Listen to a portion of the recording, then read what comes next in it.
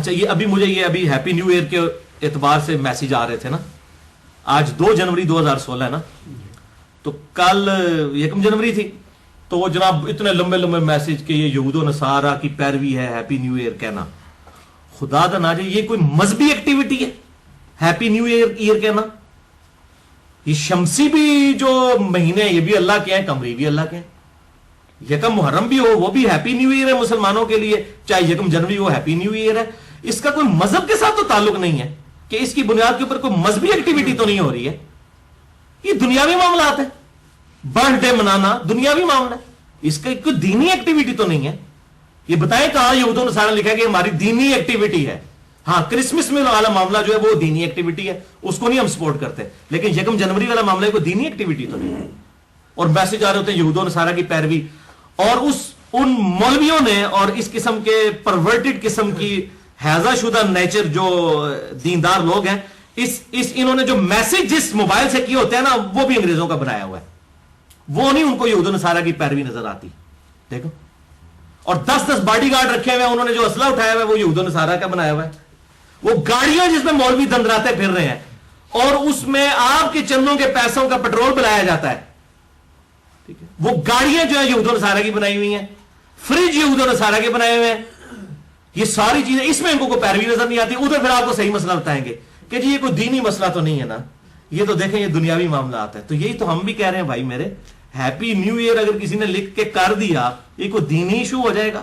خدا کے لیے عقل کے ناخن لیں اور اس بات کو سمجھیں کہ ان ساری چیزوں سے نہ بدعت ہوتی ہے. بدعت کی ڈیفینیشن ہی نہیں ہے, وہ ہے من احدث فی امرنا ھذا, جس نے ہمارے دین میں جو ہم نے تعلیم کیا ہے اس کے اندر کوئی چیز بگاڑ کے پیش کر دی, وہ ہے مردود. اسی لیے میں نے 5 گھنٹے کا لیکچر دیا ہے بدعت کے اوپر, مسئلہ 75A اور 75B. تو یہ چھوٹی چھوٹی بات کے اوپر بدعت کے فتوے لگا دینا اور یہ معاملات کر دینا, یہ نہیں ہونا چاہیے. یہ جو ہم انتظامی معاملات کرتے ہیں ان میں کوئی بدعت والا ایشو نہیں ہے, بلکہ اسلام میں اچھے طریقے ہیں. جو صحیح مسلم میں حدیث ہے, جس نے اچھا طریقہ اسلام میں جاری کیا اس کے لیے ثواب ہے, اور باقی آنے والے لوگوں کا ثواب بھی اسے ملے گا, اور ان کے ثواب میں بھی کمی نہیں ہوگی. اور اسی طریقے سے برائی کا بھی وبال جاری کرنے والے پر, اور جو لوگ قیامت تک آئیں گے ان کا وبال بھی اس پہ ہوگا, اور ان کے گناہ میں بھی کمی نہیں آئے گی. یہ 30 دسمبر 2018 ہے اور پرسوں 1 جنوری انشاءاللہ 2019 ہوگی. تو اس حوالے سے ہیپی نیو ایئر کا ٹیکسٹ کرنا کیسا ہے؟ یہ کیا یہ یہود و نصارہ کا طریقہ ہے؟ ہاں جی, یہ ایک کریٹیکل کوسچن ہے. آج 30 دسمبر 2018 ہے, 31 دسمبر کل, اور منگل والے دن پھر 1 جنوری 2019 انشاءاللہ شروع ہو جائے گی. تو یہ ہیپی نیو ایئر کے ٹیکسٹ میسیجز شروع ہو جاتے ہیں. عموماً لوگ دوستی یاری میں ایک دوسرے کو بھیجتے رہتے ہیں, اور جیسے یہ ہیپی نیو ایئر آتا ہے تو یہ کوسچن بھی ریز ہونا شروع ہو جاتا ہے.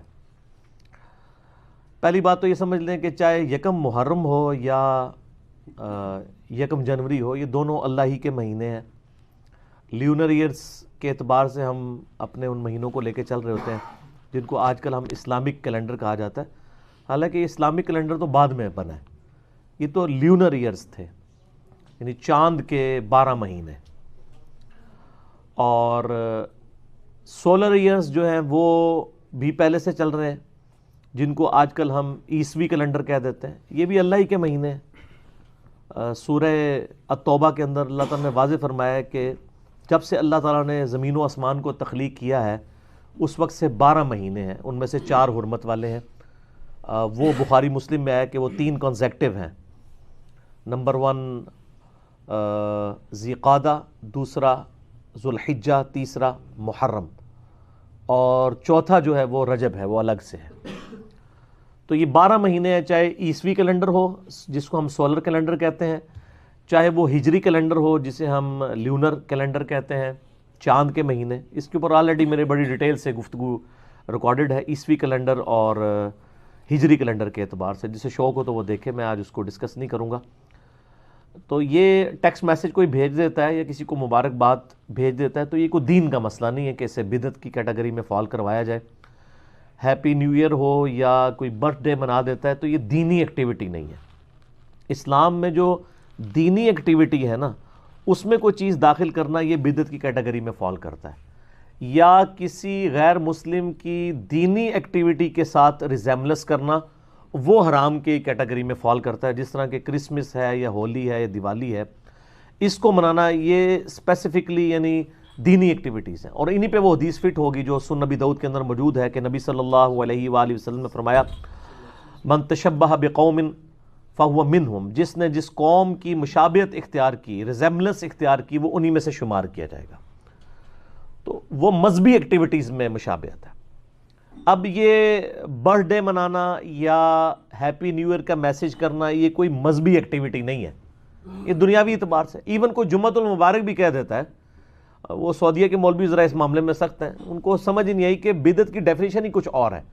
بدعت کی جو ڈیفینیشن چاہیے بخاری اور مسلم کے اندر, من احدث فی امرنا ھذا ما لیس منہ فہو رد, جس نے ہمارے امر میں جو ہم نے تعلیم کیا ہے ایز اے دین اس میں کوئی چیز خود سے داخل کر دی جو اس کا اصل میں نہیں تھی, وہ مردود ہے, وہ بدعت ہے. جو دین میں چیزیں داخل نہیں ہیں وہ آپ دنیاوی ایکٹیویٹیز کے طور پہ جتنی مرضی کریں, اس کے اندر کوئی یعنی قدغن شریعت کی طرف سے نہیں لگتی.